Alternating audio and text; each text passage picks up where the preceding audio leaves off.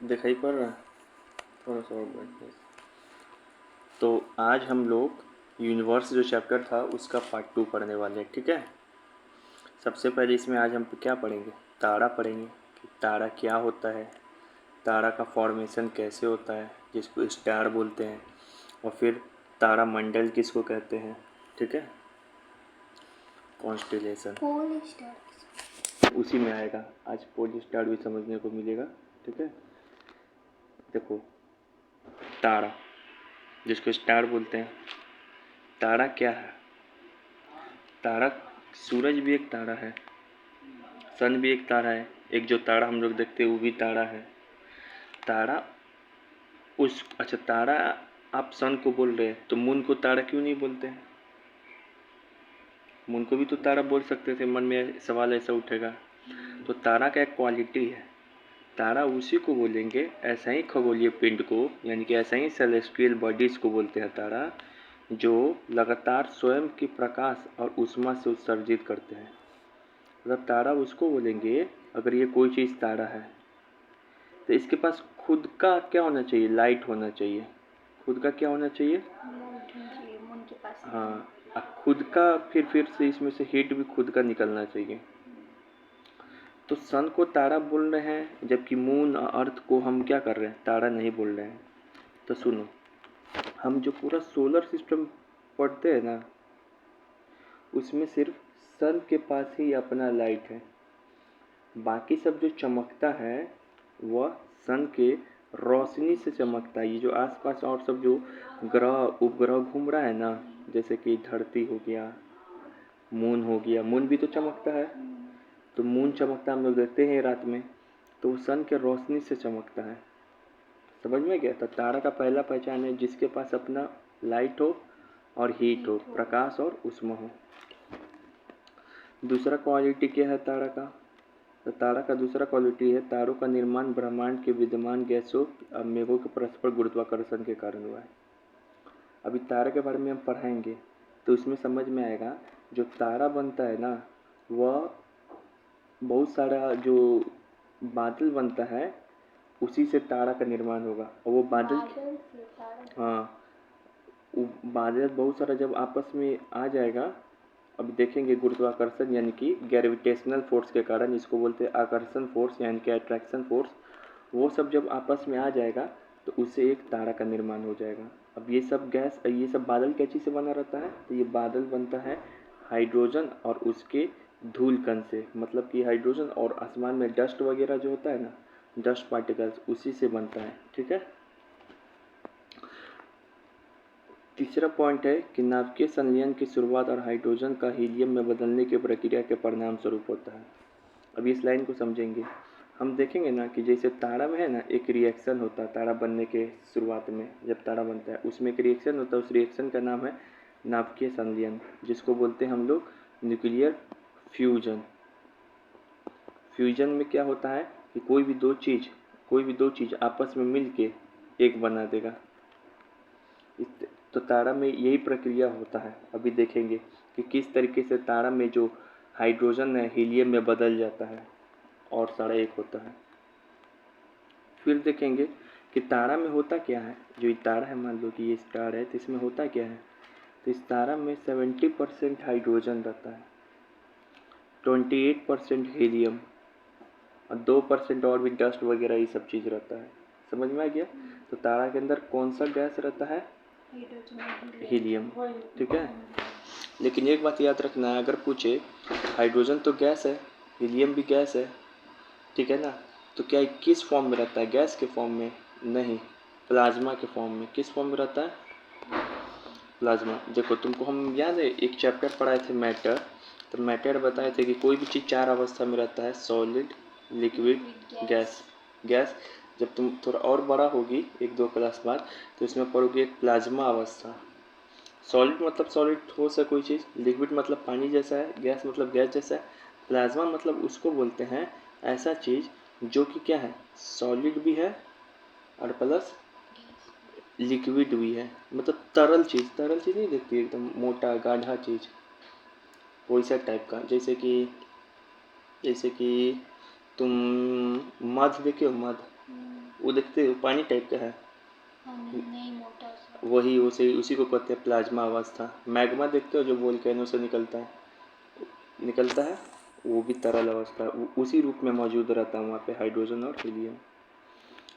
उदाहरण, अब तारा का क्या क्या उदाहरण है, तो सूर्य सबसे बड़ा उदाहरण है, फिर से ध्रुव तारा जिसको बोलते हैं हम लोग पोलर स्टार, पोलरिसिस, फिर प्रॉक्सिमा सेंचुरी, ये सब तारा का क्या उदाहरण है। अब एक चीज़ और याद रखना है कि दुनिया का जितना भी तारा है ना, वह क्या करता है, पश्चिम से पूरब की ओर घूमता है। जैसे ये तारा है तो ये चलेगा कहाँ से, इधर की ओर चलते रहेगा, पश्चिम से पूरब, सॉरी पूर्व से पश्चिम, यानी कि ये ईस्ट है और ये वेस्ट है, यानी कि ईस्ट से वेस्ट की ओर चलता है तारा, सारा तारा। केवल एक ही ऐसा तारा है जो क्या करता है, इसके उल्टा चलता है, यानी कि वो पश्चिम से पूरब की ओर चलेगा, यानी कि वेस्ट से ईस्ट की ओर चलेगा। उस तारे का नाम है ध्रुव तारा। सारा तारा किधर चलता है, ईस्ट से वेस्ट, पश्चिम से पूर्व से पश्चिम, लेकिन एक ही तारा है जो वेस्ट से ईस्ट चलता है, यानी कि पश्चिम से पूर्व, उसका नाम है ध्रुव तारा। अभी तो हम लोग तारा के बारे में बेसिक इन्फॉर्मेशन ले लिए, अब डिटेल में पढ़ेंगे कि तारा बनता कैसा है। ठीक है, आते हैं। तारा को बनने से पहले तुमको दो रिएक्शन समझना होगा, क्योंकि ये रिएक्शन है ना पूरा तुमको सोलर सिस्टम समझने में मदद करेगा। नाभिकीय अभिक्रिया, इसको इंग्लिश में बोलते हैं न्यूक्लियर रिएक्शन। क्या बोलेंगे, रिएक्शन। एक होता है नाभिकीय विखंडन। विखंडन का मतलब क्या होता है, टूटना, कोई चीज़ खंडित हो गया, इसको बोलते हैं इंग्लिश में न्यूक्लियर फ्यूजन बोलते हैं सर, न्यूक्लियर फ्यूजन। और एक होता है नाभिकीय संलयन, इसको इंग्लिश में बोलते हैं न्यूक्लियर फ्यूजन। यह है फ्यूजन और यह फ्यूजन, यह है विखंडन और यह संलयन।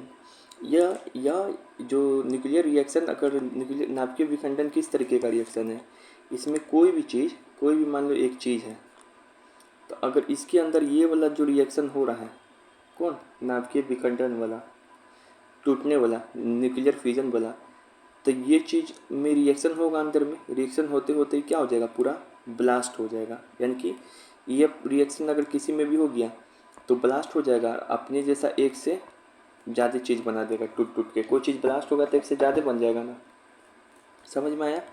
अब यहाँ पर आते हैं, एक सेकेंड रुक जा, अब यहाँ पे तो पेन छोटा कर दे रहे हैं। अब यहाँ पे आते हैं नाभिकीय संलयन के बारे में, जिसको बोलते हैं न्यूक्लियर फ्यूजन। फ्यूज मतलब या संलयन मतलब क्या होता है कि कोई भी दो चीज़ आपस में मिल जाएगा ना, तो वो मिल के क्या बना देगा, एक बना देगा। तो नाभिकीय संलयन, अगर मान लो कि ये एक पार्टिकल है, कण है, और ये कण है, इन दोनों के बीच में रिएक्शन हो रहा है, अगर कौन सा वाला, न्यूक्लियर फ्यूजन, नाभिकीय संलयन, तो ये दोनों आपस में मिल जाएगा और ये वो चीज़ बना देगा। ठीक है, ये इसका डिफिनेशन यही कहता है, दो या दो से अधिक नाभिकीय संयुक्त होकर एक भारी नाभिक बनाते हैं, दो या दो से अधिक आपस में मिलकर एक बनाएंगे।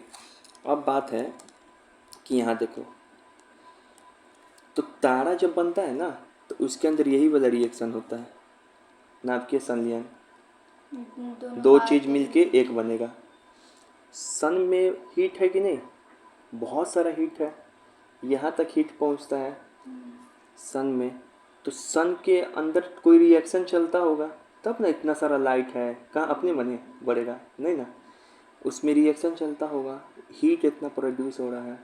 तो सन के अंदर भी यही रिएक्शन चलते रहता है, उसमें दो चीज़ मिल के एक बनते रहता है, और उसी बनते बनते से है ना बहुत सारा लाइट प्रोड्यूस हो जाएगा, हीट प्रोड्यूस हो जाएगा, उष्मा और प्रकाश निकलते रहेगा। समझ में आ गया। तो तारा का भी निर्माण इसी प्रक्रिया के द्वारा होता है, इसी रिएक्शन से। सन में भी जो हीट लाइट आज से पूछे कि क्या है, तो बोलना उसके अंदर सर न्यूक्लियर रिएक्शन होता है। कौन सा वाला न्यूक्लियर रिएक्शन, फ्यूजन रिएक्शन, संलयन वाला, नाभिकीय संलयन वाला, याद रहेगा। उसके बाद आता है यहाँ पे नाभिकीय विखंडन। जैसे कि परमाणु बम, एटम बम होता है, परमाणु बम का एटम बम कहते हैं इंग्लिश में। एटम बम का नाम सुने होंगे, तो वो बम क्या होता है, ब्लास्ट हो जाता है। कितना खतरनाक है, अगर परमाणु बम किसी देश के ऊपर गिर जाए तो वो देश क्या हो जाएगा, पूरा बर्बाद हो जाएगा। तो कैसे इतना जो छोटा सा बम है वो पूरा बर्बाद कर देगा। तो इसके अंदर रिएक्शन होने लगेगा नाभिकीय विखंडन का। वो ए वो से 2 वो टूटेगा, 2 वो से 3 वो टूटेगा, टूटते चला जाएगा, पूरा ब्लास्ट कर देगा। समझ में आया? तब चलो तुमको मोटा मोटी बात यही याद रखना है। और यहाँ पे एक चीज़ और एक होता है, देखो मोटा मोटी चीज़ यही याद रखना है कि नाभिकीय रिएक्शन 2 तरीके का होता है, एक नाभिकीय विखंडन, एक नाभिकीय संलयन। फ्यूजन और एक फ्यूजन। तारा का निर्माण या सूरज में जो ऊष्मा आता है, हीट निकलता है, वो किस रिएक्शन के कारण है, नाभिकीय संलयन के कारण। हाइड्रोजन बॉम्ब भी पूछे ना तो भी इसी पे बना रहता है, हाइड्रोजन बॉम्ब। लेकिन यहाँ पे लिखना भूल गए थे, लेकिन अगर तुमसे पूछे कि परमाणु बम, एटम बम कैसे बनता है, कौन से रिएक्शन से, न्यूक्लियर फ्यूजन से, यानी कि नाभिकीय विखंडन से। ठीक है, अब चलिए यहाँ पर हम एक सवाल पूछ लेते हैं। आखिर तारों या सूर्य में इतनी ऊष्मा, इतनी ऊर्जा, इतनी ताप कहाँ से आता है, इतना गर्म कैसे होता है? तो क्या आंसर मारोगे यहाँ पे, न्यूक्लियर फ्यूजन। हिंदी में क्या है, नाभिकीय संलयन। संलयन का मतलब जब 2 चीज़ एक हो जाए। ठीक है, अब यहाँ पे देखो मज़ा आ रहा है। अब आएगा थोड़ा असली मज़ा। और तारा का जीवन चक्र हम ये देखेंगे कि एक जो तारा है वह जन्म लेगा, फिर वो तारा बूढ़ा हो जाएगा और फिर वो तारा मर भी जाता है। हाँ, तो फिर जब ये तारा मर जाएगा तो फिर इस तारे का क्या होगा? क्या बोले, एक तारा जो है वह जन्म लेगा, फिर बड़ा होगा, जीवन जिएगा, फिर वो तारा भी आदमी के जैसा मर जाता है, फिर मरने के बाद क्या होता है उस तारे का, इसी को बोलते हैं तारा का जीवन चक्र, लाइफ साइकिल ऑफ स्टार। समझ में आया? अब चलो हम बताएं, जैसे कि थोड़ा सा और इसको कर दो, 1 सेकेंड। मज़ा आ रहा है इस सब में? यही तुम्हारे बुक में नेबुला दिया, आज नेबुला समझोगे। सबसे पहले क्या होता है, तारा का जहाँ से जीवन स्टार्ट होता है, तो जैसे हम लोग का जीवन जहाँ से स्टार्ट होगा तो हम लोग को क्या कहेगा, बच्चा। तारों को हम लोग नेबुला कहते हैं। जैसे ही तारा का जन्म हुआ तो इसको क्या कहेंगे, नेबुला। तो पूछे आज से तुमको कोई नेबुला या निहारिका, इसको भी हिंदी में बोलते हैं नेबुला को, नेबुला या निहारिका क्या है, तो बोलना वहाँ से तारा का जीवन शुरू होता है। ठीक है, याद रहेगा। देखो क्या होता है कि सबसे पहले तारा नेबुला बनेगा, नेबुला के रूप में जन्म लेगा। ठीक है, नेबुला क्या है आखिर में, अभी हम बताएंगे आगे और स्टेप। पहले स्टेप पूरा समझ जा रहे हैं, फिर उसके बाद एक एक स्टेप को डिटेल में पढ़ेंगे। पहले तारा क्या बनेगा, नेबुला बनेगा। फिर जब नेबुला बन जाएगा तो यही तारा क्या बन जाएगा, प्रोटो स्टार, जन्म ले लिया। ठीक है, नेबुला के रूप में तारा यानी किससे बनता है, नेबुला से बनता है। ये नेबुला होता है क्या, इसको आगे जानेंगे डिटेल में। फिर तारा का क्या, कौन सा चरण आएगा, जैसे हम लोग बच्चा हैं तो बड़े हुए, तभी तारा क्या हो गया, प्रोटो स्टार हो गया इसका नाम। हाँ, तारा प्रोटो स्टार में हो गया। ठीक है ना। फिर एक समय आता है कि जब ये तारा क्या है, एक सीमा पे पहुंच जाता है, एक उम्र पे पहुंच जाता है। तो देखो यहाँ पर लिखा हुआ 1.4 ms, मतलब ms मतलब मास ऑफ सन। देखो दरअसल हुआ क्या चीज़ था कि जो पहले का वैज्ञानिक सब है ना, वह इतना ही बात जान पाया था कि तारा का जो जन्म है नेबुला से होता है, फिर ये प्रोटो स्टार बनता है, लेकिन उसके बाद तारा का क्या होता है कोई नहीं बता पा रहा था। लेकिन हमारे इंडियन साइंटिस्ट का एक चंद्रशेखर, वह चंद्रशेखर सीमा दिए। वह बोले कि देखो तुम लोग तो इतना बता दिया कि तारा जन्म लेगा नेबुला के रूप में, वो फिर वो प्रोटो स्टार बनेगा, उसके बाद कोई कुछ नहीं बता पा रहा था, लेकिन मैं बताता हूँ फिर तारा के साथ क्या होगा। तो वो एक सीमा दिए। क्या दिए, सीमा। सीमा मतलब कि लाइन। वह लाइन दिए, वह यह बोलते हैं कि जिस भी तारा का मास यानी कि जिस भी तारा का वजन सन के वजन से, ms मतलब सन के वजन से 1.44 अगर कम है तो क्या होगा, अब फिर बोले कि अगर जिस भी तारा का मास ऑफ सन के यानी कि सन के वजन के 1.44 गुना अधिक है तो उस तारे का क्या होगा। तो इसी को बोलते हैं चंद्रशेखर सीमा। यही बताता है कि तारा का अब आगे क्या होगा। तो बोले कि जिसका भी जो भी तारा का वजन अगर 1.44 मास ऑफ सन यानी कि 1.44 गुना मास ऑफ सन से अगर कम है तो वो पहले रेड जाइंट बनेगा, यानी कि वो तारा क्या हो जाएगा, लाल हो जाएगा, लाल दाना बन जाएगा। तारा तो है वाइट, अब वो लाल दिखने लगेगा तो लाल दाना बन जाएगा, ठीक है। फिर ये वाइट ड्रॉप बनेगा। ड्रॉप मतलब होता है बौना यानी कि बामन। अब वो तारा उजला बन के फिर श्वेत बामन बनेगा, इसको श्वेत बामन हिंदी में बोलते हैं, छोटा हो जाएगा वाइट होके। फिर क्या बोले, फिर ब्लैक डॉर्फ बनेगा। ब्लैक डॉर्फ मतलब ये फिर वो और छोटा होगा, अब वो काला हो जाएगा, एकदम तारा छोटा हो जाएगा, ठीक है। तो इस तरीके से इसका हो जाएगा, हाँ फिर ख़त्म हो जाएगा। फिर वही काला तारा बन के वो छोटा ही रहेगा, वही मतलब ख़त्म ही हो गया वो, ठीक है ना। तारा का काम है चमकना ना, वो तो काला बन के रह गया, तब वो ख़त्म हो गया, मतलब समझो। तो ये तो बता दिए उस तारे के बारे में जिसका मास सन के मास के 1.44 से कम है, ठीक है। लेकिन कोई ऐसा भी तो तारा हो सकता है जिसका मास यानी कि वजन सन के मास से 1.44 से ज़्यादा हो, मतलब सन के वजन से 1.44 गुने से ज़्यादा हो। तो वो बोले कि वह तारा भी सबसे पहले रेड जाइंट ही बनेगा, मतलब लाल दानव बनेगा। फिर इसमें क्या होगा, देखो तारा पता है लाल होने लगे ना, मतलब रेड जाइंट बनने लगे, तो कि रेड जाइंट बन रहा है तो इसका मतलब समझ जाना मरने के कगार पे आ गया है। इस समय तारा के अंदर फ्यूल का कमी होने लगता है, ख़त्म होने लगता है। हम लोग को भी जीवन जीने के लिए खाना चाहिए ना, तो तारा को जीवन जीने के लिए चाहिए फ्यूल, मतलब ईंधन। उसका गाड़ी को चलने के लिए तेल चाहिए ना, सिर्फ तारा को चलने के लिए भी चाहिए ईंधन। तो तारा अपने जीवन तभी तक बनाए रख सकता है जब क्या हो, हाइड्रोजन मिल के हीलियम बनाता रहे। हाइड्रोजन मिल के दो चीज़ मिल के एक चीज़ बन रहा है, तभी तारा जिंदा रह पाता। बताए थे ना, तारा के अंदर न्यूक्लियर फ्यूजन चलता है, नाभिकीय संलयन, जब दो चीज़ मिल के एक चीज़ बनाते रहता है तो तारा तभी जिंदा रह पाएगा जब तक उसके अंदर ये फ्यूल बचा रहता है। हाइड्रोजन मिल के हीलियम बनाता है, लेकिन जैसे ही ये फ्यूल समाप्त हो गया तारा क्या होगा, मर जाएगा और वो लाल होना स्टार्ट होगा। तो जब तारा लाल होना स्टार्ट हो जाए, यहाँ भी लाल होना स्टार्ट हो गया, इसको इंग्लिश में बोलते हैं रेड जाइंट और हिंदी में बोलते हैं लाल दानव। इसका मतलब समझ जाता है साइंटिस्ट लोग कि तारा मरने वाला है, समझ।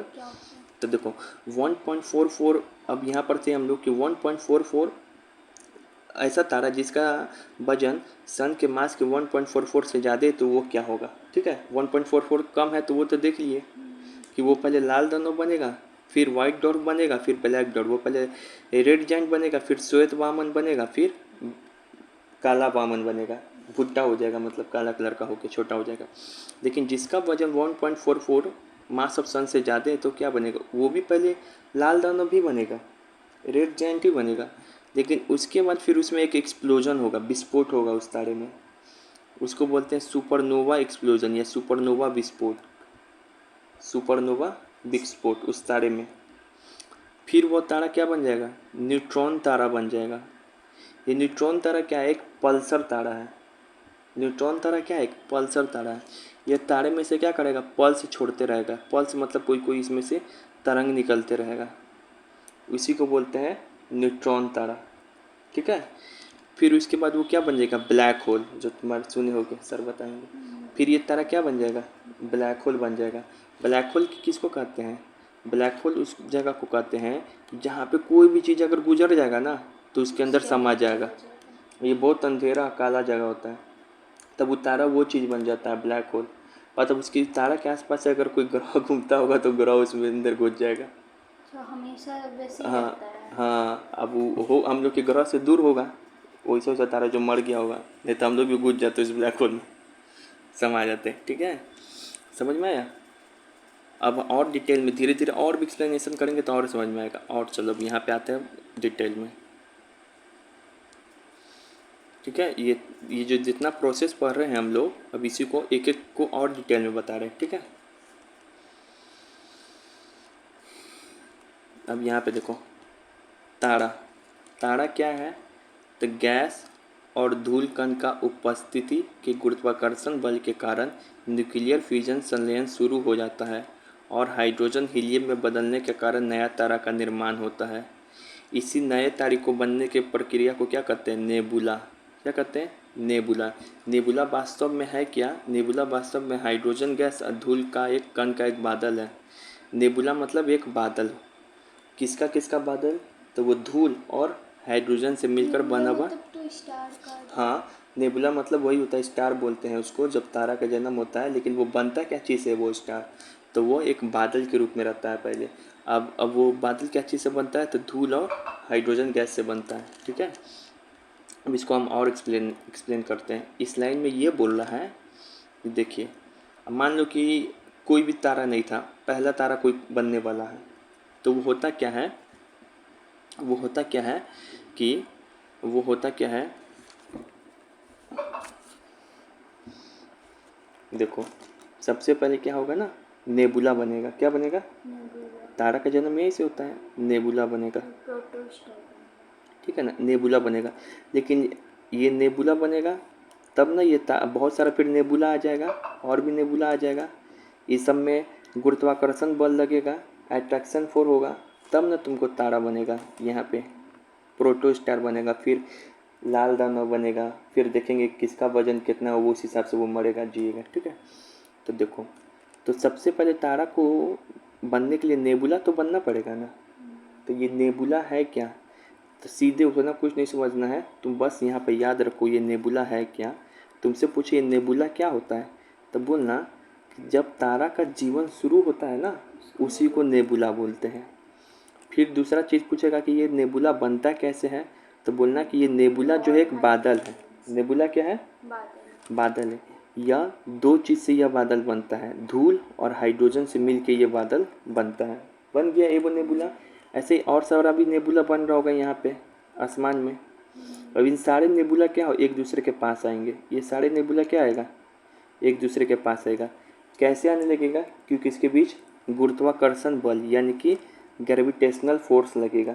ठीक है, ग्रेविटेशनल फोर्स लगेगा, ग्रेविटेशनल फोर्स लगेगा। अब इस नेबुला के अंदर फिर क्या होगा? इस नेबुला के अंदर फिर क्या होगा? जब सारा नेबुला आ गया तो एक बड़ा नेबुला बना लेगा। हाँ, अब इस नेबुला के अंदर क्या होगा? तो इस नेबुला के अंदर क्या होगा कि हाइड्रोजन तो होगा ही बहुत सारा। तो हाइड्रोजन हाइड्रोजन मिल के क्या बनाएगा? हीलियम। इसी प्रक्रिया को क्या बोलते हैं? जब दो चीज़ें मिलकर एक चीज़ बना रहा है तो फ्यूजन। फ्यूजन नाम किए संलयन। इसी से हम लोग का तारा का निर्माण होता है। समझ में आया? फिर अब बता रहे, हम सवाल पूछते हैं। यहाँ पे सवाल पूछ ले तुमसे। तारा जब जन्म लेता है तो उसको क्या बोलते हैं? नेबुला बोलते हैं। ये नेबुला क्या होता है? नेबुला एक बादल है जो धूल और हाइड्रोजन से मिलकर बनता है। जोर से बोलो, धूल और हाइड्रोजन से मिलके बनता है। याद रहेगा, नेबुला एक बादल है जो धूल और हाइड्रोजन से मिलके बनता है। फिर उसके बाद क्या होता है, जब नेबुला बन गया तो और भी बहुत सारा नेबुला बनेगा। उसमें ग्रेविटेशन होता है, बहुत सारा नेबुला होगा, तब फिर वापस में क्या आएगा? पास आएगा। किस कारण? ग्रेविटेशनल फोर्स यानी कि गुरुत्वाकर्षण बल के कारण। फिर उसके बाद क्या होगा? नहीं, उसके बाद फिर रिएक्शन चलेगा, हाइड्रोजन हाइड्रोजन हीलियम में बन जाएगा। इसी तरीके से तारा का निर्माण शुरू हो जाएगा। समझ में आया? ठीक है, अब यहाँ पे प्रोटोस्टार क्या है? नेबुला बन गया, उसके बाद ये तारा क्या बन जाएगा? प्रोटोस्टार। प्रोटोस्टार मतलब आदि तारा। ठीक है ना, ये कुछ नहीं है, बस इसको इसके बारे में कुछ डिटेल याद नहीं रखना है। नेबुला के बाद का जो चरण आता है तारा का, उसी को बोलते हैं प्रोटोस्टार यानी कि आदि तारा। ठीक है, ये हो गया। अब उसके बाद आते हैं रेड जायंट। क्या होता है? तो हम बताए थे लाल दानव, इसका हिंदी यानी कि तारा कैसा दिखेगा? लाल। और जब तारा लाल दिखता है इसका मतलब वो क्या होने वाला है? मरने वाला है। ये बताता। और दूसरा चीज़ क्या होता है, इसके अंदर क्या चीज़ का कमी होने लगता है? फ्यूल का, ईंधन का। फ्यूल का बता रहे, ईंधन का क्या होने लगेगा? कमी होने लगेगा। क्या कमी होने लगेगा? ईंधन का कमी होने लगेगा। पहले इसको पढ़ लेते हैं फिर बताते हैं। यहाँ देखो, तारा का यह अवस्था लाल दानव बताता है कि अब तारा अपनी समाप्ति की ओर अग्रसर हो रहा है। तारा अब टाटा फिश होने वाला है, आखिरी समय आ गया। इस अवस्था में हाइड्रोजन की कमी होने लगती है, किस में? रेड जाइंट में, यानी कि लाल दानव तारा में, और हाइड्रोजन हीलियम में बदलने लगता है, और सारा हाइड्रोजन हीलियम में बदलने लग जाता है, जिससे ऊर्जा का विकिरण तीव्रता से, यानी कि अब सारा हाइड्रोजन एकदम तेज़ी तेज़ी में बनने लगेगा हीलियम में, तो एक समय आएगा कि हाइड्रोजन ही ख़त्म हो जाएगा, तो फ्यूल ख़त्म हो गया और फ्यूल घट जाता है और तारा का रंग लाल हो जाता है। फिर से बता रहे हैं, तुमसे कुछ नहीं, तुमसे इतना याद रखना है ये सारे रामायण कथा में 3 बात। पहला बात हम पूछ रहे हैं कि रेड जाइंट का मतलब क्या बताता है कि तारा में क्या हो रहा है? तारा मर रहा है, तारा मर रहा है। फिर दूसरा बात याद रखना है कि जब रेड जाइंट अवस्था आता है तो इस समय तारा का क्या होता है? फ्यूल ख़त्म हो जाता है, फ्यूल ख़त्म हो जाता है। फ्यूल मतलब ईंधन, जैसे गाड़ी में फ्यूल ख़त्म हो जाएगा तो गाड़ी नहीं चलेगा, तारा में फ्यूल ख़त्म हो जाएगा तो तारा का जीवन नहीं चलेगा। ये फिर यहाँ पे कन्फ्यूजन है तुमको, ये फ्यूल क्या होता है? ये फ्यूल क्या होता है? अरे ये चल क्यों नहीं रहा? अच्छा इधर है। ये फ्यूल क्या होता है? तो हम बताए थे एक चीज़ यहाँ पे कि जब तारा बनता है कैसे, जब सारा नेबुला एक बन जाता है तो इसमें हाइड्रोजन हाइड्रोजन मिल के इसके इस रिएक्शन को बोलते थे कौन सा रिएक्शन बोलते थे इसको? न्यूक्लियर फ्यूजन, आपके संलयन। तो एक समय तो आएगा, ऐसा हो सकता है ना कि एक समय आएगा कि तारा के अंदर सारा हाइड्रोजन हीलियम में बदल गया हो और ये हाइड्रोजन समाप्त हो गया हो। तो जब ये समाप्त हो जाएगा, इसी को कहते हैं फ्यूल ख़त्म होना तारा के अंदर, फ्यूल ख़त्म होना तारा के अंदर। अब क्या होगा? फ्यूल जब ख़त्म हो जाएगा तारा के अंदर तो ये तारा क्या होगा? बेचारा मर जाएगा। लेकिन ये किस तरीके से मरेगा? अच्छा कर्म किया होगा तो अच्छा से मरेगा, जैसे आदमी मरता है, गलत कर्म किया होगा तो गलत। तो इसी के बाद ना कि लाल दानव के बाद तारा का क्या होता है, वह कौन आदमी बताया था कि अब तारा का क्या होगा? चंद्रशेखर, भारतीय वैज्ञानिक थे, वही बताया। उनको नोबेल प्राइज़ भी मिला था 1983 में कि लाल दानव के बाद जब तारा हम समझ गए कि मरने वाला, लेकिन वो किस तरीके से मरेगा? क्या वह पल्सर तारा बन जाएगा? क्या वह न्यूट्रॉन तारा बनेगा? क्या वह श्वेत वामन बनेगा? क्या वह काला वामन? क्या वो ब्लैक होल बनेगा? क्या उस तारे में सुपरनोवा विस्फोट होगा? तो ये सब बात बताने के लिए कौन है? चंद्रशेखर। ठीक है, आओ अब यहाँ पे तारा का क्या होगा तो उसके वेट से होगा। हाँ, सन के वेट से पता चलेगा, क्योंकि सन के वेट के तुलना में वो 1.44 गुना अधिक है या 1.44 गुना कम है। ठीक है, अब यहाँ पे आते हैं चंद्रशेखर सिन्हा। तो इनको 1983 में नोबेल प्राइज़ मिला। नोबेल प्राइज़ बहुत बड़ा अवार्ड होता है, किस लिए मिला? क्योंकि यह बात बताएं कि तारा का किस तरीके से मरेगा लाल दानव के पास।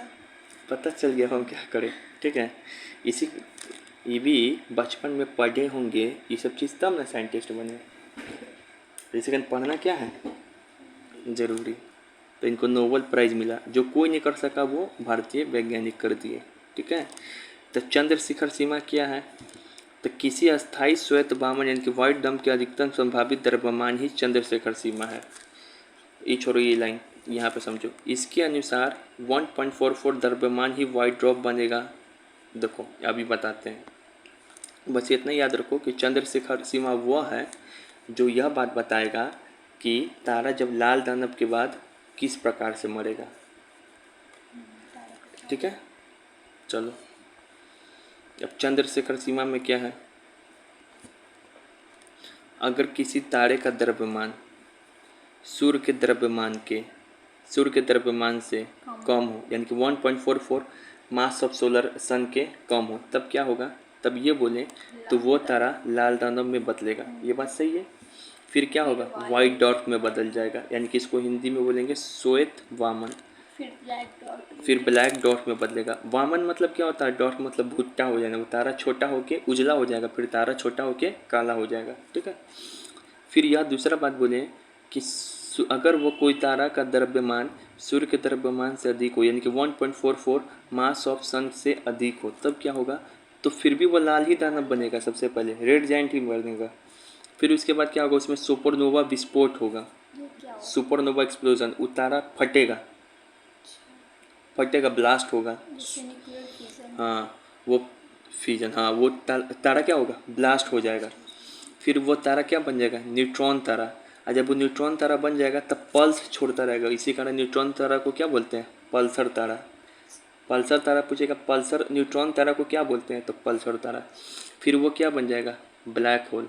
फिर वो क्या बन जाएगा, तो ये अवस्था याद होगी ना कि किसके बाद क्या है, किसके बाद क्या है, कौन क्या है। ठीक है, चलो अब आते हैं यहाँ पे न्यूट्रॉन तारा।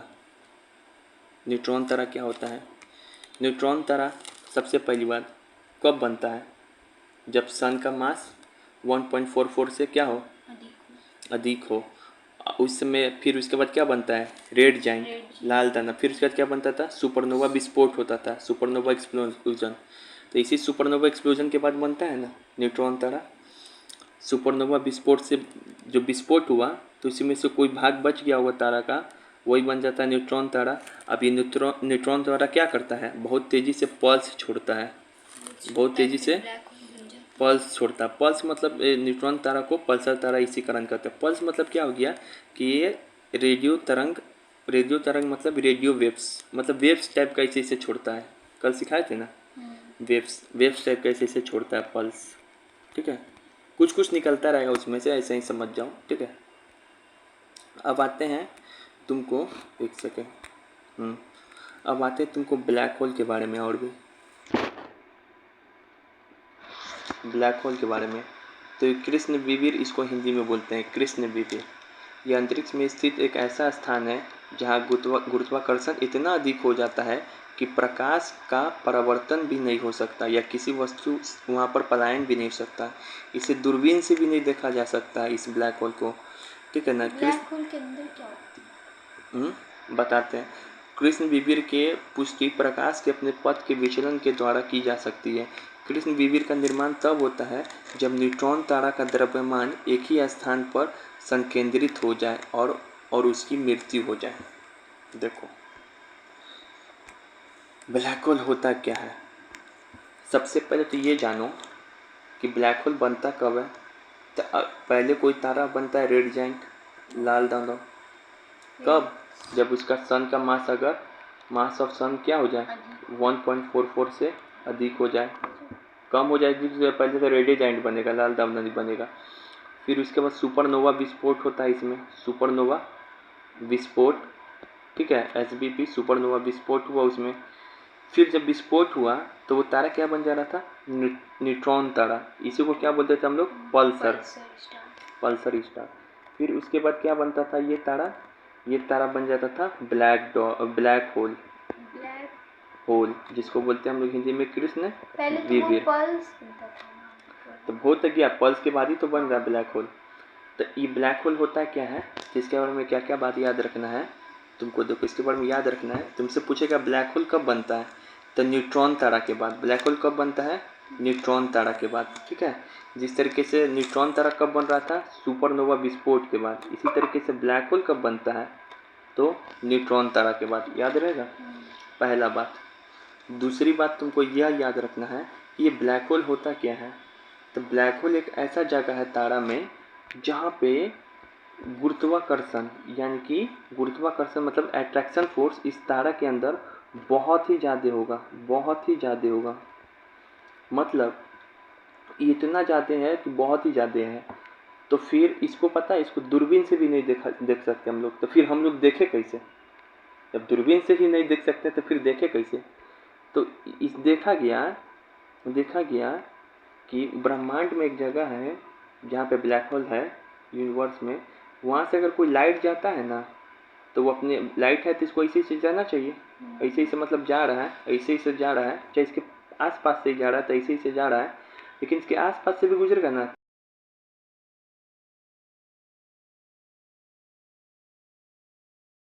देख सके, देखो सॉरी, तो ये बोला कि जो ब्लैक होल है, अगर मान लो ये ब्लैक होल है, तो ब्लैक होल है, कृष्ण विवीर है तारा, तो इसके आसपास से भी लाइट जाता है, लाइट ऐसे जा रहा है, लाइट को ऐसे जाना चाहिए, लेकिन नहीं, ये लाइट इसके आसपास से भी जाएगा तो इसके अंदर घुस जाएगा। तो साइंटिस्ट लोग पता कर लिया कि इसके अंदर एक ऐसा तारा है जिसमें गुरुत्वाकर्षण क्या है, बहुत अधिक है। तो साइंटिस्ट लोग देखा कि अगर कोई लाइट है इसके तारा के आसपास से गुजर रहा है तो इसको ऐसे गुजर जाना चाहिए, लेकिन नहीं, अगर कोई लाइट इसके आसपास से इसी से गुजर रहा है तो इसके अंदर घुस जाता था। मतलब लाइट ही नहीं, सारा चीज तो आदमी जाके थोड़ी ना देखेगा, वो घुस जाएगा इसके अंदर। तो देखा तो समझ गया कि अच्छा ये जो है ब्लैक होल एक ऐसा जगह है जिसके अंदर क्या है, ग्रेविटेशन क्या है, बहुत ज़्यादा है, गुरुत्वाकर्षण बल क्या है, बहुत ज़्यादा है, लेकिन अट्रैक्शन क्या है, हाँ अट्रैक्शन क्या है, बहुत ज़्यादा है। ठीक है, तो अब आइए, अब ब्लैक होल के बारे में आपसे क्या क्या सवाल पूछेगा तो आपको यहाँ पे नोट रखना है। सबसे पहले बोलो मेरे दोस्त कि जो ब्लैक होल का निर्माण है, ब्लैक होल का निर्माण है कब होता है? न्यूट्रॉन तारे के बाद या फिर पल्सर तारे के बाद वाला स्टेज में, याद रहेगा। ब्लैक होल कैसा जगह है जहाँ पे क्या बहुत ज़्यादा है, कौन सा फोर्स सबसे ज़्यादा यहाँ पर है जो किसी भी चीज़ को अपने अंदर खींच ले रहा है? अट्रैक्शन, गुरुत्वाकर्षण बल, इसको इंग्लिश में बोलेंगे ग्रेविटेशनल फोर्स, याद रहेगा। फिर तुमसे तीसरा चीज़ पूछेगा कि आखिर क्यों इसके अंदर अट्रैक्शन बहुत ज़्यादा है, आखिर इसके अंदर ये जो ब्लैक होल है, सोचो इसके अंदर क्यों गुरुत्वाकर्षण बहुत ज़्यादा है, बताओ क्यों है? क्योंकि ये न्यूट्रॉन तारा के बाद बनता है ना, तो ये सारा न्यूट्रॉन है ना इस तारे के बीच में जाके संकेंद्रित हो जाता है, जमा हो जाता है, सारे बीच में जाके क्या होगा, जमा हो जाएगा। इसी कारण ये सारी चीज़ को क्या करने लगता है, मतलब वो न्यूट्रॉन जाके, हाँ न्यूट्रॉन जाके बीच में आ जाएगा, इस तारे के बीच में जाके जमा हो जाएगा। अभी तुम नहीं समझ पाओगे न्यूट्रॉन, प्रोटॉन, इलेक्ट्रॉन क्या है, ठीक है, इसी कारण तुम कोई वो वाला बात स्किप कर रहे हैं, बस इतना रट लो ये कोई चीज़। तो वो न्यूट्रॉन तारा का क्या होगा, न्यूट्रॉन तारा क्या होगा, न्यूट्रॉन तारा बीच में एकदम जमा हो जाएगा। पल्सर जो न्यूट्रॉन तारा था ना वो एकदम बीच में जमा हो जाता है ब्लैक होल में, और इसी कारण उसमें अट्रैक्शन फोर्स बहुत ज़्यादा आ जाता है, सब तारे इसमें क्या हो जाएगा, भले कोई भी चीज़ में क्या हो जाएगा, चला जाएगा। ठीक है, याद हुआ। चलो अब हम सवाल पूछे तुमसे, इतना जो पढ़ाए हैं 2 पेज में सवाल है, अब फिगर दिखा दे रहे, 1 सेकेंड रुक जाओ। चलो तारे के लाइफ वाला फिगर देख लो, लाइफ साइकिल ऑफ स्टार। बताओ तारा का निर्माण कैसे से शुरू होता है? तारे का निर्माण होता है नेबुला से, इसको हिंदी में क्या बोलते हैं, निहारिका। ये नेबुला है, ये नेबुला क्या होता है, एक बादल, बताए थे। हाँ, बादल ये क्या होता है, एक सेकेंड रुक जाओ, थोड़ा सा थी कर ले रहे, पेन छोटा। इसके अंदर क्या होता है, बादल जो धूल और हाइड्रोजन से मिलके बना हुआ था ये बादल। जब नेबुला, बहुत सारा नेबुला बन जाता है तो वो आपस में क्या करने लगता है, एक बड़ा नेबुला बनाता है। अब इन नेबुला के बीच में क्या होता है, अट्रैक्शन फोर्स बहुत ज़्यादा होगा तो सारा नेबुला एक साथ आ जाएगा, एक बड़ा नेबुला बना लेगा। अब इसके अंदर क्या चाहिए होता था, फिर बड़ा नेबुला बनने के बाद कौन सा रिएक्शन चलता था, न्यूक्लियर फ्यूजन, मतलब हाइड्रोजन मिलके किस में बदलता था, हीलियम में। जब हीलियम में बदल गया तो यही रिएक्शन चला, अब तारा बन गया। फिर तारा जब बन गया तब क्या बनता था, वो प्रोटो स्टार, क्या बनता था, एवरेज स्टार लिखा हुआ, इसी को हम लोग प्रोटो स्टार या आदि तारा भी बोल सकते हैं। फिर ये तारा क्या हो गया, मतलब इसका मतलब रेड जाइंट जब तारा हो गया तो इसका मतलब क्या समझ में आ रहा है कि तारा क्या होने वाला, मरने वाला। और दूसरा चीज़ क्या समझ में आ रहा है, इसके अंदर क्यों मरने वाला है, कि इसके अंदर का फ्यूल सब खत्म होने वाला। कौन सा फ्यूल खत्म होने वाला, सारा हाइड्रोजन हीलियम में बदल गया होगा, सारा हाइड्रोजन हीलियम में बदल गया होगा। ठीक है, ये बात याद है। उसके बाद जो है, ये स्टेप काटो, उसके बाद यहाँ पर है अगर जिस भी तारे का मास, जिस भी तारे का जो मास है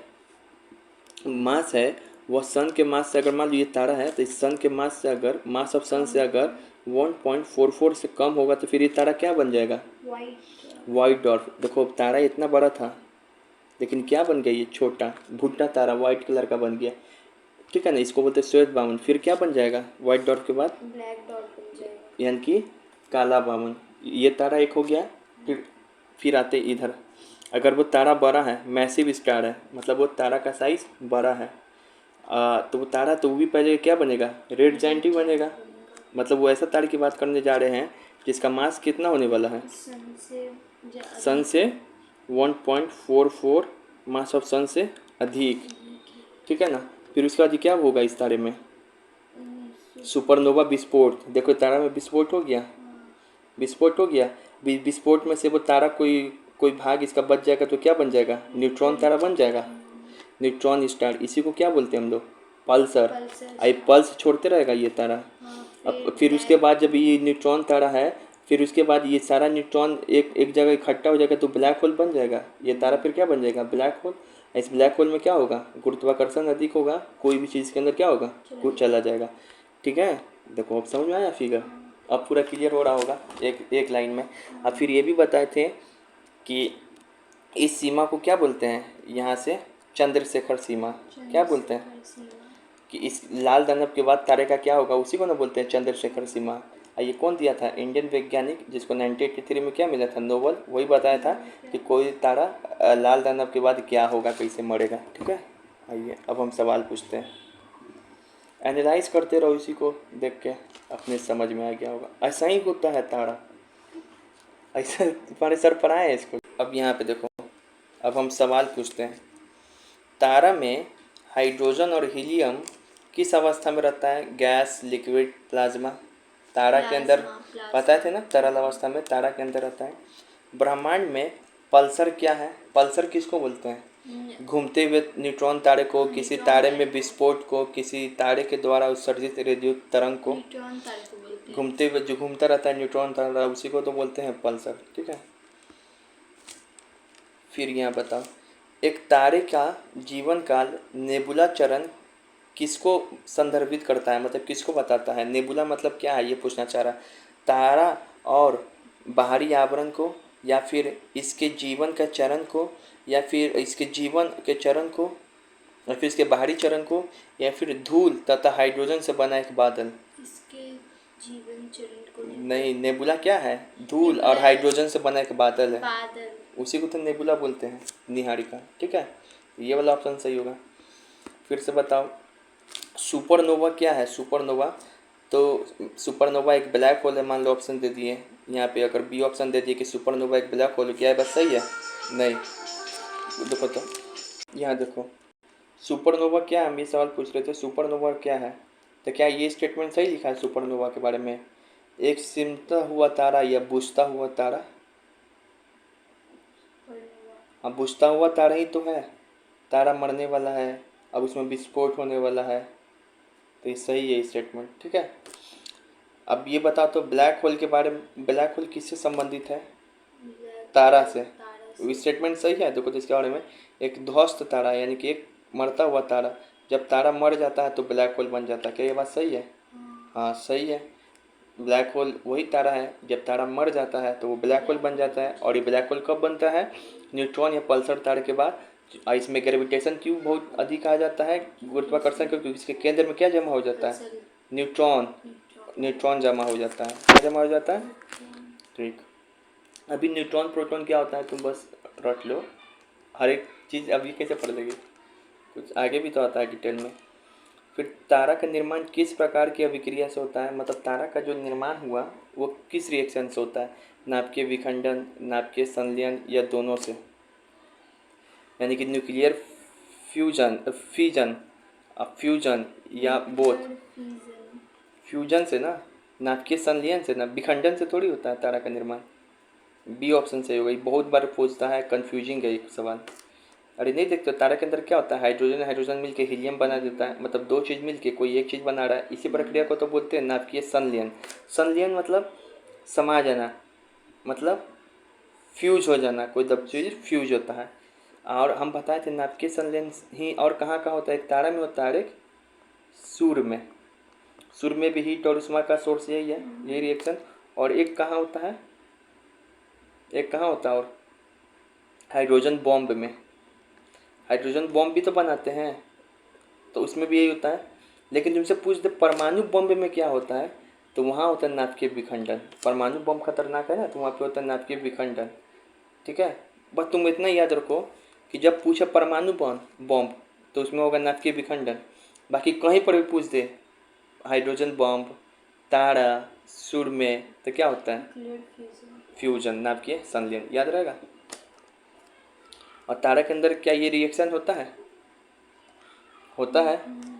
हाइड्रोजन मिलके हीलियम में बदल जाता है, और जब यही पूरा हाइड्रोजन खत्म हो जाए, फ्यूल खत्म हो जाए, तो क्या बन जाता है वो तारा? क्या बन जाता है? Red giant. बहुत बढ़िया। किसी तारा का रंग किसका सूचक होता है? मतलब तारा जो है लाल हो रहा है, काला हो रहा है, मरने का होता है। लेकिन मरने वाला ऑप्शन अगर नहीं दिया रहे तो यहाँ पे दिया ऑप्शन डेंसिटी का, घनत्व का, मास का, द्रव्यमान का, या तापमान का, टेम्परेचर का। क्या होगा? टेम्परेचर का, याद रख लो। अगर कोई तारा का रंग बदल रहा है तो वो क्या बताता है? एक तो मरना तो बताएगा ही कि मरने वाला है, जैसे जैसे मरने, बस वो उसका तारा का टेम्परेचर भी बताएगा। तारा का क्या बताएगा? अगर टेम्परेचर बताएगा, टेम्परेचर देखो, टेम्परेचर मतलब क्या होता है? गर्माहट या ठंडाहट। जब तुम कोई चीज़ गर्म करोगी शुरुआत में तो वो पीला दिखेगा, और जब और गर्म करोगी तो गैस में का आग दिखती है, ब्लू दिखता है, और उसे गर्म करोगे तो वो आग क्या हो जाएगा? उजला हो जाएगा। कभी आग लाल भी दिखाई पड़ता है। आग उजला भी होता है? नहीं होता। वेल्डिंग मशीन जो करता है वेल्डिंग, तो उसमें से उजला उजला नहीं निकलता चिंगारी। वो आगे ना है, तो वो आगे ना है, तो तापमान बताता है हीट को। ठीक है। बस इतना याद रखो, इम्पोर्टेंट क्वेश्चन है। तार कलर्स ऑफ स्टार सोच क्या? Temperature of star. मतलब तारा का रंग किसका सूचक है? उसके तापमान का। वो लाल पीला हरा हो रहा है तो ये भी बता रहा है कि उसमें तापमान कम हो रहा है कि ज़्यादा हो रहा है। फिर ये बताओ, धूल, हाइड्रोजन, हीलियम और अन्य गैसों के तारा के बीच बीच का बादल क्या है? मतलब इन सब से बना हुआ बादल को क्या बोलते हैं? धूल से नेबुला। निहारिका, समझ में आ गया कि नेबुला एक बादल है सर, इसके अंदर हाइड्रोजन है, हीलियम भी है, धूल भी है। ठीक है ना, मेनली हाइड्रोजन ही है। और फिर जब सारा नेबुला एक साथ आ जाएगा तो हाइड्रोजन हीलियम में बदलने लगेगा। अच्छा, ये सवाल पढ़ो। Red giant stage of star come after which stage in the evolutionary of stage of star. मतलब इसका हिंदी बोले कि रेड जायंट स्टेज है, मतलब एक चरण है किसका? स्टार का। कम्स आफ्टर मतलब कब आता है ये स्टेज? कब आता है ये स्टेज? मानने प्रोटोस्टार के बाद, आदि तारा के बाद वही आता है, रेड जायंट ही आता है। उसके बाद ही ना 1.44 से कम है कि ज़्यादा है, तो फिर डिसाइड करते हैं हम लोग। समझ में आ गया?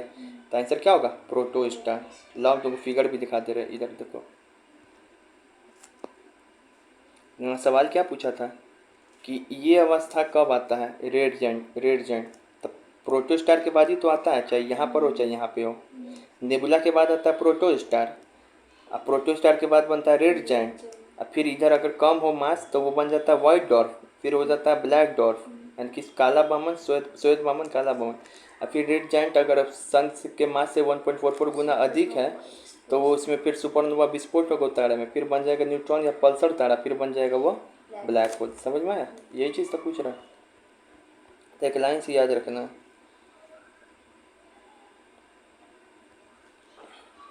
कहाँ पे थे? यहाँ पे थे हम लोग। हाँ, अब यहाँ पे देखो ये सवाल। सूर्य का निर्माण गैसों के गतिशील बादल के द्वारा हुआ, जिसे क्या कहा जाता है? सूर्य का भी निर्माण एक बादल से हुआ है, उसको क्या बोलते हैं? उसको भी नेबुला ही बोलते हैं। अरे घुमा के क्वेश्चन पूछ दिया। सूर्य क्या है? स्टार। स्टार का निर्माण क्या चीज़ होता है? बादल से होता है। अब वो कौन सा बादल है? नेबुला बादल। घुमा के पूछ दिया, दिमाग अस्थिर रखना है। इस बार नहीं बताएंगे टूटता हुआ तारा किसको बोलते हैं। किसी तारे का टिमटिमाहट किसके कारण होता है? मतलब तारा देखते हो कि चमकते रहता है, कहीं बुक भाग करता है आसमान में, वो करता नहीं वैसा वैसा हम लोग को दिखाई पड़ता है। तो किस कारण होता है? तुम जब 7 में नहीं वाला चैप्टर पढ़ोगे, लाइट चैप्टर ना, तो अभी के लिए याद रख लो कि जो तारा का है ना, प्रकाश में वायुमंडलीय अपरावर्तन होता है, यानी कि रिफ्रैक्शन होता है। एक होगा रिफ्लैक्शन, एक होगा रिफ्रैक्शन। देखो जब लाइट है ना, बता ही देते हैं थोड़ा सा। लाइट में 2 फिनोमेना होता है। मान लो कि कोई ग्लास स्लैब रखा है, कोई लाइट आया अब वापस ऐसे निकल गया, तो इसको कहेंगे रिफ्लैक्शन। इसको कहेंगे हिंदी में परावर्तन या फिर रिफ्लैक्शन। लेकिन कोई लाइट आया और इसको आर पार निकल गया इसके, तो इस घटना को कहते हैं अपरावर्तन या फिर रिफ्रैक्शन। तो हमारे वायुमंडल में ना तारा के आसपास जो लाइट गुजरता है, तारा का लाइट, तो उसमें ये वाला घटना होता है, रिफ्रैक्शन। तो जब ये वाला घटना होता है ना, तो यहाँ पे देखो, जब ये वाला घटना होता है मान लो वायुमंडल में, तो लाइट आ रहा होगा, कभी ऐसे कभी ऐसे कभी ऐसे ऐसे करके आँख के पास हमारे पास पहुँच रहा होगा। तो कभी हमको दिखाई पड़ रहा है कि तारा बढ़ रहा है, फिर यहाँ पे दिखाई पड़ रहा है कि तारा नहीं बढ़ रहा है, फिर यहाँ पे दिखाई पड़ रहा है तारा बढ़ रहा है, फिर यहाँ पे दिखाई पड़ रहा है तारा बढ़ रहा है। तो तारा है यहाँ पे, लेकिन इसमें से लाइट निकलता हुआ कैसे आ रहा है, ऐसे ऐसे ऐसे ऐसे। इसी घटना को बोलते हैं अपरावर्तन यानी कि रिफ्रैक्शन। तो तारा क्यों टिमटिमाता है, रिफ्रैक्शन के कारण, ठीक है।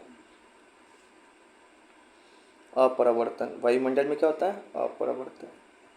फिर से लाल दानव तारा यानी कि रेड जायंट स्टार के बाद तारा का भविष्य किस पे निर्भर करता है। मतलब जब लाल दानव तारा हो गया, अब उसका भविष्य किस पे निर्भर करता है, तारा का तापमान पे, कि सूर्य के तापमान पे, कि तारा के द्रव्यमान पे, कि सूर्य के द्रव्यमान पे, सूर्य के वेट पे कि तारा के वेट पे, तारा के वेट पे। वो देखते हैं कि तारा का वेट सूर्य के वेट के कितना गुना है, ज़्यादा है कि कम है, कि 1.44 मास ऑफ सोलर से कम है कि ज़्यादा है। बहुत बढ़िया। फिर यहाँ पे देखो, पृथ्वी की उत्पत्ति से संबंधित गैसीय परिकल्पना यानी कि नेबुलर हाइपोथेसिस किसके द्वारा दिया गया। मतलब जो तारा उड़ा बनता है ना नेबुला उबला से, तो कोई ना कोई साइंटिस्ट बोला होगा। जैसे जियोसेंट्रिक कौन दिया था, टॉलमी, जिसमें सन को क्या रख दिया था साइड में, अर्थ को बीच में। और जियोसेंट्रिक कौन दिया था सबसे पहली बार, था Indian scientist Aryabhata 5th century में। फिर 6th सेंचुरी में ब्रह्मामीर। फिर उसके बाद तुमको कोपरनिकस निकोलसन दिया था फिर, ठीक है ना, जो पोलैंड का था। हेलियोसेंट्रिक एकदम डिटेल में, इसी को आधुनिक खगोल शास्त्र का फादर यानी कि जनक भी बोला जाता है, पिता। और वो कौन देता है हेलियोसेंट्रिक, इसमें सन को क्या रख दिया था बीच में, बाकी सबको साइड में। देखो कौन है, हाँ तो वो सब अलग अलग दिया था। इसी तरीके से नेबुलर हाइपोथेसिस कौन दिया था, नेबुलर हाइपोथेसिस का मतलब नेबुलर सिद्धांत, मतलब कि तारा जो नेबुला से बनता है, गैस। नेबुला क्या है, एक बादल है जो हाइड्रोजन, बहुत सारा गैस है, हाइड्रोजन गैस और धूल से बना था। ये बात कौन बोला था, ये बात दो आदमी बोला था। एक बोला था इमैनुअल कांट, एक बोला था लाप्लेस। दो आदमी बोला, लेकिन सबसे पहली बार बोला था कांट। लेकिन दोनों में ऑप्शन चुनने के लिए आए तो इमैनुअल कांट बोलेंगे, लेकिन अगर किसी का नाम एक का दिया रहा है तो कोई एक चुन लेंगे, ठीक है। लेकिन जब दोनों का नाम दिया रहा है तो इमैनुअल कांट। तो ये नेबुला परिकल्पना या फिर इसी को बोलते हैं गैसीय परिकल्पना, ये नेबुला हाइपोथेसिस, ये कौन दिया था, कांट और लाप्लेस। तो सबसे पहले कांट ही बताया कि गैस और धूल कण के बादल से ही ग्रह या सूर्य तारे का निर्माण वगैरह ये सब हुआ है। ये सब बात हम लोग जो सीख रहे हैं वो कौन सिखाया हम लोग को, ये नेबुला वाला बात कौन सिखाया, कांट और एक लाप्लेस। सबसे पहले कौन सिखाया था, कांट। इसका दोनों में ऑप्शन में अगर दोनों का नाम हो तो सबसे किसको टिक मारेंगे, कांट को। अब आज भर के लिए इतना ही छोड़ते हैं, ठीक है, फिर कल।